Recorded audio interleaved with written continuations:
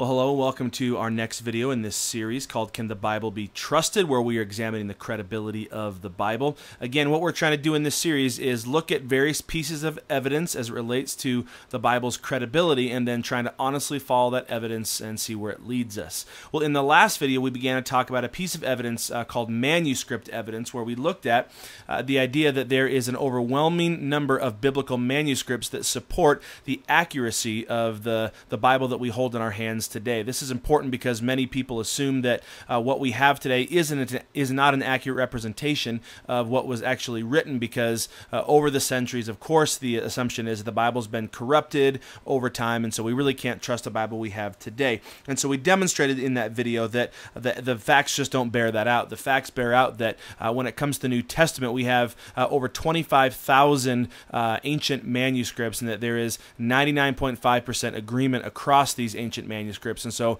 that demonstrates that what we have is actually a very accurate representation. Well, in this video, I want to look at the next piece of evidence, which is the Dead Sea Scrolls. And this is sort of a continuation of this whole idea of manuscript evidence. Maybe you're not familiar with the Dead Sea Scrolls. Let me quickly describe to you what that is. The Dead Sea Scrolls are a group of ancient manuscripts that were discovered in Israel by some children playing in a cave. They found these manuscripts in these pots back in the 1940s. And as it turned out, these manuscripts they found turned out to be just a gold mine of ancient historical information, and they confirmed all sorts of biblical history and records. And probably the most notable find within the Dead Sea Scrolls was called the Isaiah Scroll. The Isaiah Scroll contained almost the entire book of the Old Testament book of Isaiah.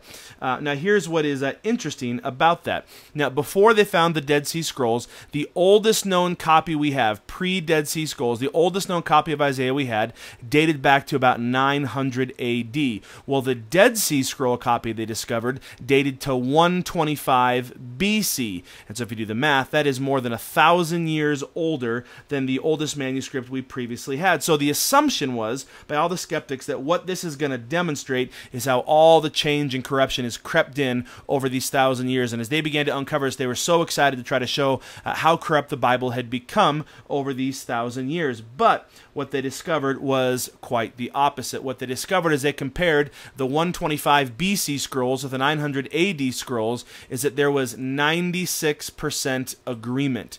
Now think about that. Over 1,000 years passed through all these hands. There was 96% exact agreement. And that 4% where they disagreed, those were only very minor things like minor spelling and punctuation errors and things like that. And this accuracy is absolutely unmatched in any other ancient literature, which again, I believe, points to the unique divine origin of the Bible. And in fact, you've seen that because many of the secular scholars who analyze the Dead Sea Scrolls have come to be believers in God simply based on this amazing evidence. And so this is another powerful piece of evidence that points to the reliability of the Bible. And so again, I point to those same questions we looked at last time. What does this consistent, accurate preservation of the biblical text teach us about the divine nature of the Bible? And again, I would encourage you to examine whatever it is upon which you have based your spiritual understanding.